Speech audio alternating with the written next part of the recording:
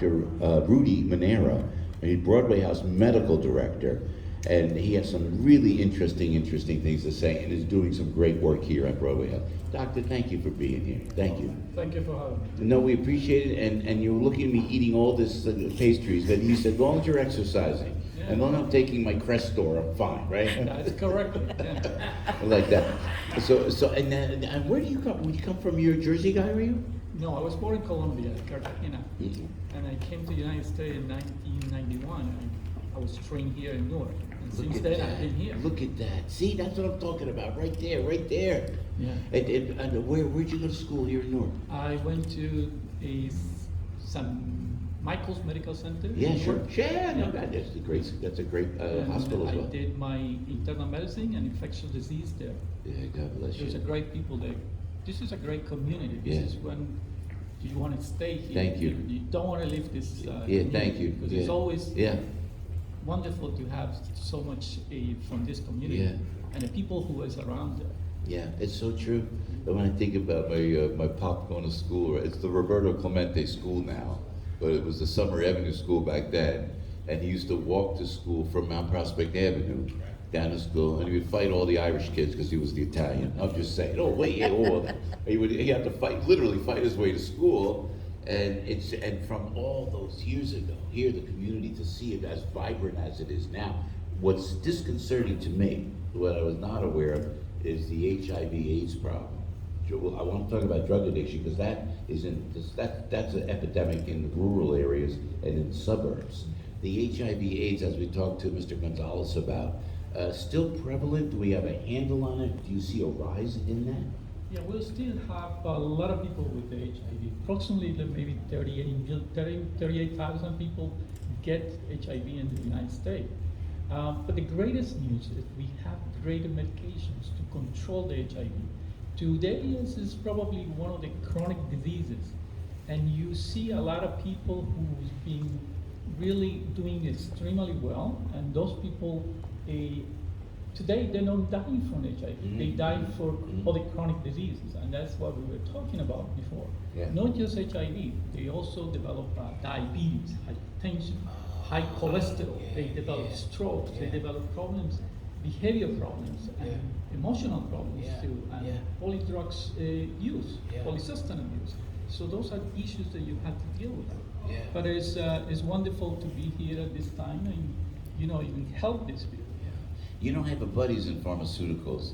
I was just with him last night. We talked about it. He came up with what they call a cocktail for AIDS. There's a cocktail that you can take, and he helped develop it in the pharmaceutical industry. But why is it they can't get a vaccine the way, in a very short time, really, we came up with a vaccine for this COVID-19. Nothing for AIDS though. Yeah. Well, let me go back to 1990s, 1980s, that we have so many people dying from HIV. And we have so many little medications, and now we have so many of them. And they're so great because they restore the immune system of those patients. They go back to normal life, normal community. That. You can bring them back. Yeah. The good news about it is that today we even have medications that you can give a month, injections to control the HIV. And those patients are doing tremendously well.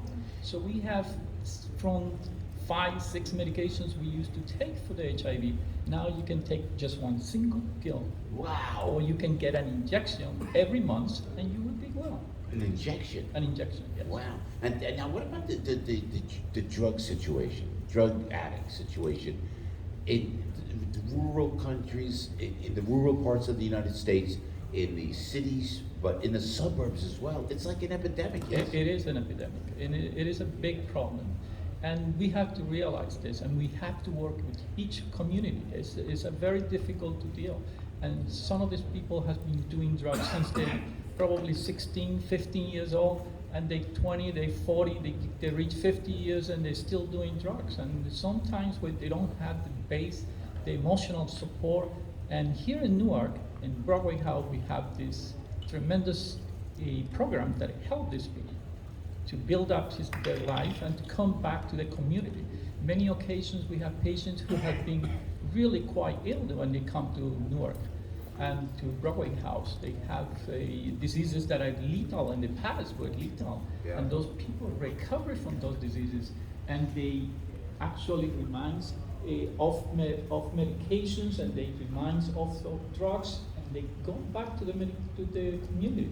And recently had one patient, what was probably one of my first patients. There was a girl who was 16 years old who had the HIV since birth, and she was a Broadway House, and she did well here, and she left, and today she's a psychologist. Wow, this is great. It's magnificent. You know, it's one of the biggest things that HIV treatment and this community and this program send to the people around. Dr. Rudy Munera, kind enough to join us here at Broadway House, medical director. My allergies. You got anything for my allergies, Doc? I got them in my eyes. You got it? Look at me. I got the chloroseptic spray. You need some medicine, Doc? I got it. In my bag. I got the nasal cord. If there was a nuclear attack right now, we'd survive from that bag. Let's put it that way. I got everything. I got my big nose, my big Italian nose. I got put the nasal cord up my nose. And the allergies, what is with the allergies? It is bad, you know, it's bad. It's just that you have to take those medications and you will be okay. You can do everything. Well, wait, good medication.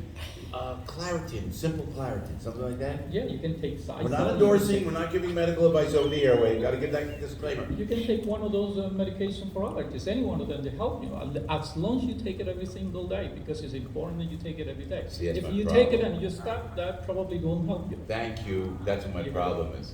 I don't like to take too much. That's what's called adherence. Adherence. And that's what you need. It's like taking the crystal. Are you listening? You take it. Are you listening? Wait. Adherence means you take it only when you need it. You don't take it all the time. Is that it? Huh?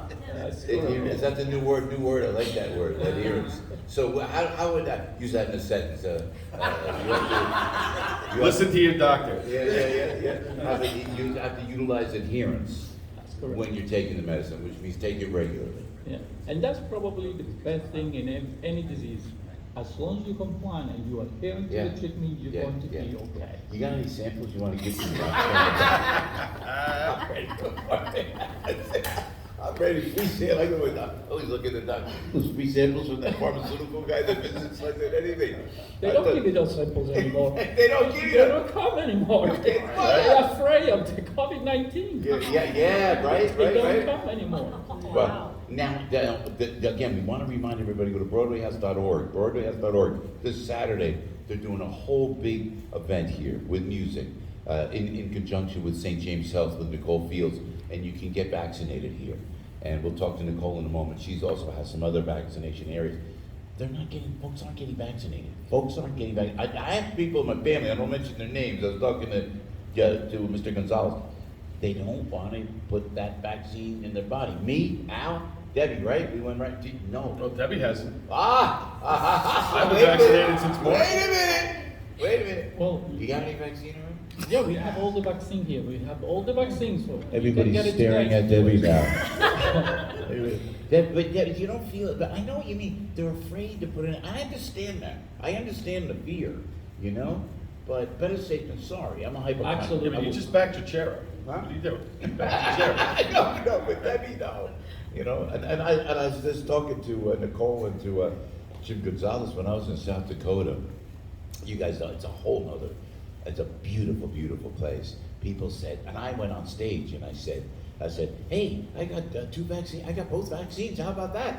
And they were going, no vax. They didn't want any of the vax. But yeah, if you're in a densely populated area like Essex County, New Jersey, you got to get the vaccine. No, I really think everyone should have the vaccine. And I think the reason is because there is new variants of concern in the United States, and they came from outside. This is a global problem. This is not a problem only in the United States. Yeah. As we see sometimes here in the United States, when the epidemic started, you saw a really quite rise in the death and the illness and people hospitalizations. And right now it's a little bit quiet. But it's going to be a little bit more bumpy road if you look at the concerned variant that we have. If you get vaccinated, the neutralizing levels of antibody protections are higher, and you have less probability of developing the disease and probability of going to the hospital or getting intubated or dying from the disease. So what is recommended is to use the vaccine. And remember, not only you are going to get sick, you will make sick other people, because you're going to make sick your lover, your family, your people around you, and people who you don't even know, people who are immunosuppression. Yeah. Immunosuppression is one of the bigger things that we see today. And people are getting all kind of treatment for cancer therapy, for HIV, for collagen vascular diseases, rheumatoid arthritis, lupus, for people who get organ transplants, bone marrow transplant. There's tremendous amounts of people who really get sick if you're not vaccinated and you get one of these viruses.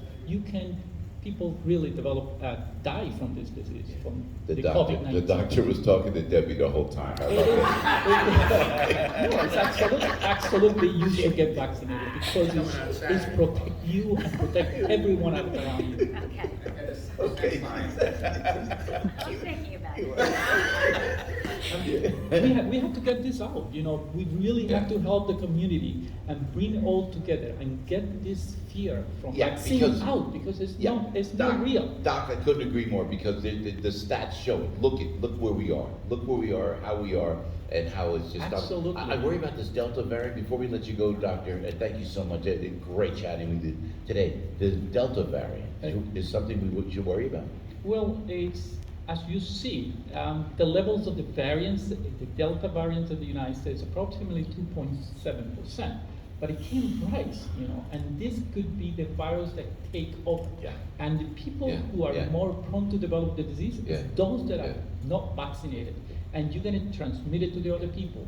And so the level, you can see again the level that we have probably in June or March the last year. 2020, we can see those levels if this variant becomes the predominant variant in the United States. That would be really a bad thing. So we have to encourage everyone to get vaccinated, and this is going to protect all of us. I need your cell number, okay? I'm such a hypochondriac. If you're a doctor, don't give your cell number, because I'll bother you. Oh, you can call me. Anyway. Thank you. This gentleman's name is Rudy Munera, Dr. Munera. What a pleasure to talk with you. It's a pleasure talking to you. Broadway House Medical Director, saving lives, literally saving lives. And we thank you for that, Dr. Rudy. Thank you, sir.